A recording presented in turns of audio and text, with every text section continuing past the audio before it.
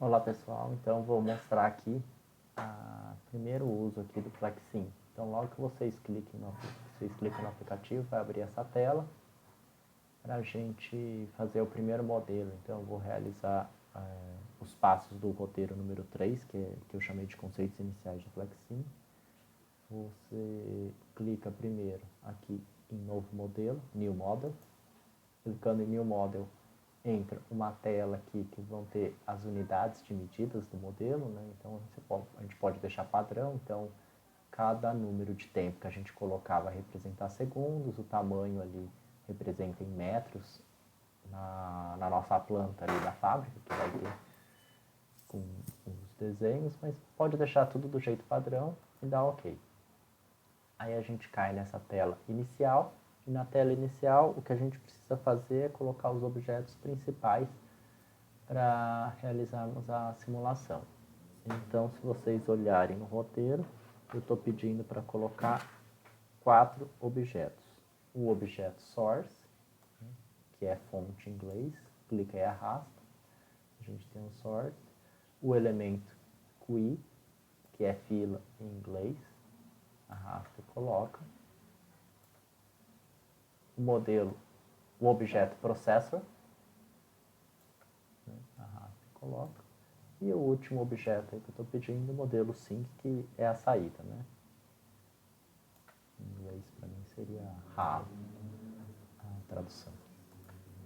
Colocando os 3 elementos, então a ideia é, pensando no exemplo que eu coloquei da gente ter então um ponto de chegada ali de uma matéria-prima, ela vem aqui para uma fila, para um estado aqui, vamos pensar num depósito aqui anterior a ser utilizado no primeiro equipamento, no primeiro processor, na atividade.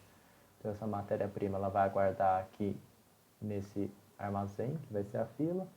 Se o processo estiver disponível, essa matéria-prima vem, é realizada o que precisa ser feito aqui no processor, na atividade, e depois ela sai porque ela fica pronta.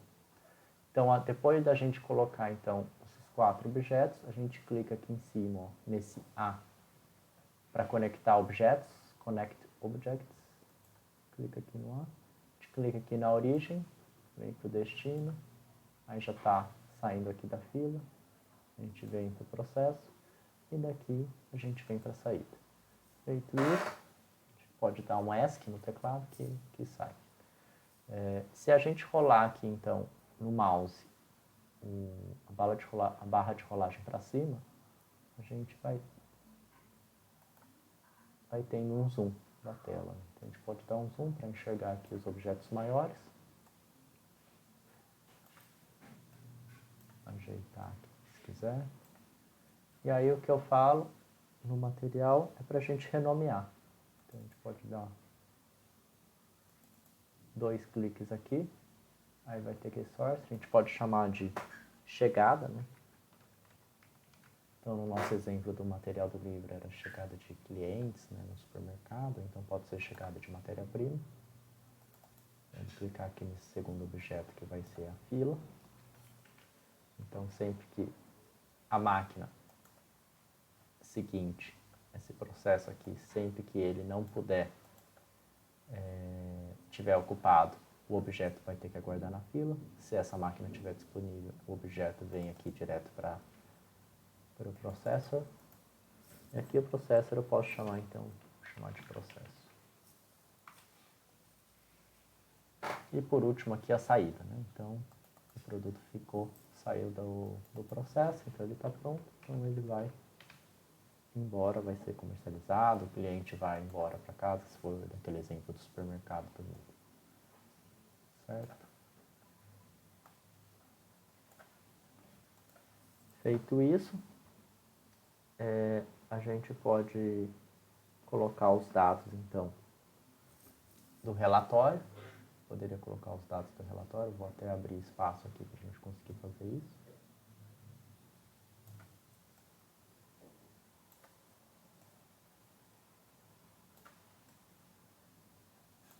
Então a gente vem aqui, ó, no Dashboards, aqui em cima, adicionar dashboard.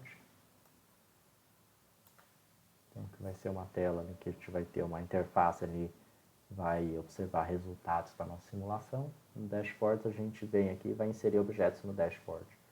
Então, clicando aqui em dashboard, clica primeiro em dashboard, vem aqui nessa coluna da esquerda, a gente procura average WIP, em forma de gráfico. Clica aqui em average WIP, arrasta, solta aqui. Soltando aqui, vai pedir algumas informações desse dado aí. A gente clica aqui. Eu quero saber, então, com relação à fila. Qual que é o tamanho médio da fila? A gente seleciona objetos, escolhe a fila, escolhe o nosso objeto que a gente chamou de fila. Seleciona e dá OK. Então, aqui a gente tem o gráfico, vai aparecer o gráfico aí do Average WIP. Segunda informação aqui no dashboard que a gente pode colocar é o State Bar. A gente pode... State Bar aqui, ó. Clica também, arrasta, solta o objeto aqui. Vai ter um dado aqui para a gente preencher. A gente vem aqui em Options mesmo, Estados, clica aqui no primeiro e escolhe, seleciona. Então a gente pode mostrar então duas informações. O idle, né, que é o tempo que essa máquina vai estar ociosa, e o processing, né, o tempo que a máquina vai estar sendo utilizada, vai estar realizando algum trabalho. Organiza só aqui o state bar. E por último, então, aqui no dashboard a gente pode colocar o Composite Stay Time. A gente vem aqui, Composite Stay Time, em forma de gráfico. Clica aqui e arrasta. Vai ter, então, esse Composite Stay Time, então, tempo de estado ali composto. Então, a ideia é quanto tempo gasta da chegada da matéria-prima até a saída dela. Quanto tempo que gasta, então, para a gente produzir algum produto, fazer algum produto, ou atender um cliente, né? Então, desde a chegada do cliente no supermercado até o cliente ir embora com as suas compras. Então, aqui na configuração aqui, eu clico em selecionar objeto, então eu vou clicar aqui em Source, que é a chegada. Então, selecionei a chegada. Saída, seleciono o objeto, venho aqui no Sync, clico em saída e seleciono. Então, desde a entrada, desde a chegada até a saída. Ok. Gráfico pronto. Organizo ele aqui. Posso melhorar aqui um pouco a tela, né?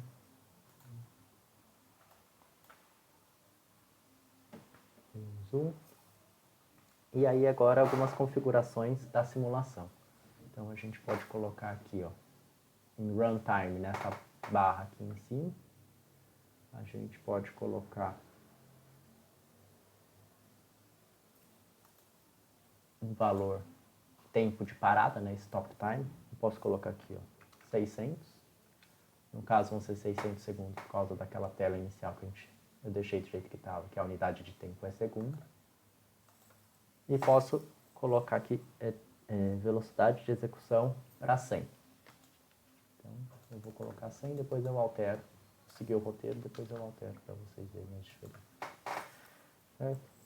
E aí, a partir disso, eu vou mudar dois dados.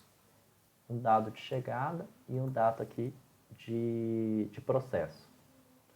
Ou seja, aqueles dados de entrada, lembrando aquele capítulo 2 que a gente ficou tratando dos dados, na chegada a gente pode definir qual que é o comportamento de chegada de clientes ou qual que é o comportamento da chegada de matéria-prima. No caso, está mais coerente com o cliente, né? Então eu vou colocar aqui exponencial 6, eu posso substituir aqui já na própria função, ou clicando aqui na setinha. Eu tenho Statistical Distribution, então a distribuição estatística, poderia procurar ali o modelo exponencial, que é o que a gente mais viu. No modelo exponencial a gente tem alguns dados aqui para preencher, a gente coloca aqui no lugar então da escala. Esse daqui é o padrão, vem 10, né? Eu substituo por 6, certo? Então, o dado ali tá em 6, certo?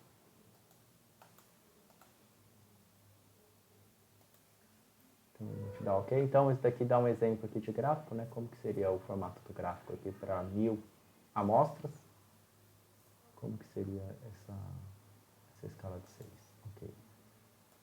Para o segundo processo, a gente vem aqui no segundo processo, então o processo, a máquina ali, ela está fazendo em 10 segundos, todo produto ela realiza em 10 segundos. Eu quero mudar isso e colocar então, desculpa, quero colocar aqui em distribuição exponencial, igual da chegada, substituo aqui inicialmente para 6.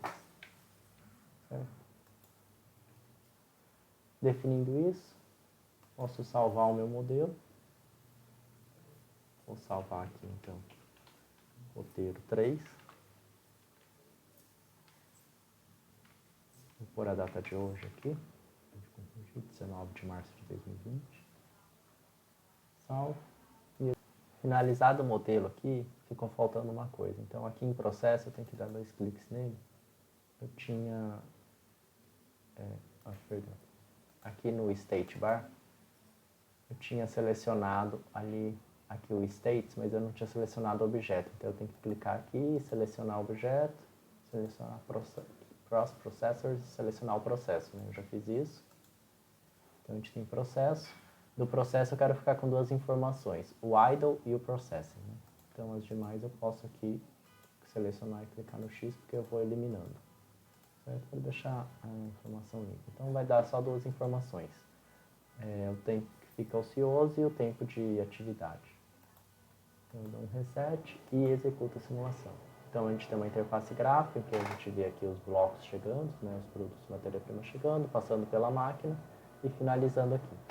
Terminou 600 segundos, a gente tem estatística, então tem o resultado. Então, agora para responder as questões então, do roteiro 1, após realizar a simulação, a gente observa esses 3 resultados aqui que eu coloquei na dashboard. Tem as 3 perguntas aqui do questionário. A primeira pergunta é qual a probabilidade média do funcionário ficar ocioso? Então, seria essa resposta aqui do idle. Então, no total do tempo ali, 5,14% ele vai estar ocioso. E o processo ali,